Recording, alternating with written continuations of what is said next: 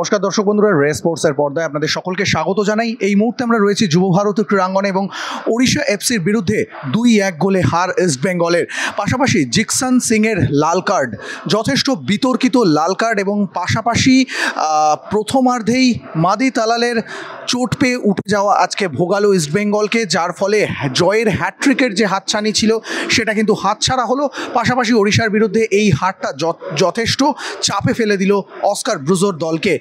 Match শেষে আমাদের সঙ্গে কথা বলেছিলেন ইস্টবেঙ্গল শীর্ষকর্তা দেবব্রত সরকার। তিনিও কিন্তু যথেষ্ট রাগান্বিত দেখালো তাকে ম্যাচ শেষে, কারণ প্রত্যেকটা ম্যাচেই দেখা যাচ্ছে ইস্টবেঙ্গল রেফারির ভুল সিদ্ধান্তের শিকার হচ্ছে, এবং আজকেও কিন্তু রেফারির বিরুদ্ধে তোপ দাগলেন তিনি, রেফারির বিরুদ্ধে নিজের ক্ষোভ উগড়ে দিলেন। পাশাপাশি এই কথাও বললেন যে আমরা বোধহয় প্লেয়ার রিক্রুট করতে পেরেছি কিন্তু রেফারি রিক্রুট করতে পারিনি। এই কথাটা বলে বোধহয় বিপক্ষ দলের দিকেই ইঙ্গিত করলেন। পাশাপাশি এ কথাও বলে গেলেন যে এমনটা যদি চলতে থাকে আমাদেরকে কিন্তু রেফারিং নিয়ে অবশ্যই রেফারিংয়ের বিরুদ্ধে আমাদেরকে কিন্তু রাস্তায় নামতে হবে। বিষোদ্গার করলেন রেফারিংয়ের বিরুদ্ধে। কি বলছেন দেবব্রত সরকার, চলুন শুনে নেওয়া যাক তার মুখ থেকেই। বহু ইনসিডেন্ট আছে যেখানে আমাদের ইয়েলো হয়েছে, ওদের ইয়েলো হয়নি। বহু ইনসিডেন্ট আছে যেখানে আমাদের ফাউল হয় উচিত না, ফাউল হয়েছে। আমরা মনে হয় এটা ভুল করেছি, রেফারি রিক্রুট করতে পারিনি প্রপারলি, যে হয়তো অন্যান্য টিমরা এটা করতে পেরেছে। এই জায়গাটা আমাদের ব্যর্থতা আছে। ইনজুরি একটা পার্ট, ঠিক আছে, part of football, but injury তো থাকবে, ইনজুরির জন্য রিপ্লেসমেন্টও আছে।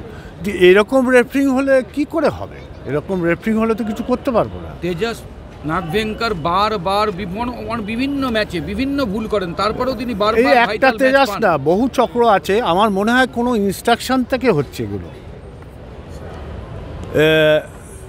কে ইনস্ট্রাকশন দিচ্ছে সেটা হয়তো ধরতে পারছি না। আপনারা যদি পারেন ধরে আমাদের জানালে আমরা যথাযথ ব্যবস্থা নেব।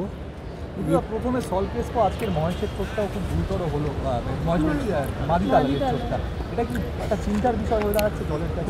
সেটা কোচ ঠিক করবে, নিশ্চয়ই কোচ এর রিপ্লেসমেন্ট ভাববে। বাট যত টিমই খেলুক এরকম রেফারিং হলে কিছু হবে না, এটুকু বলতে পারি। কতবার জানাবো, কাগজ তো ফাইল হয়ে গেছে, লাভ তো হচ্ছে না কিছু।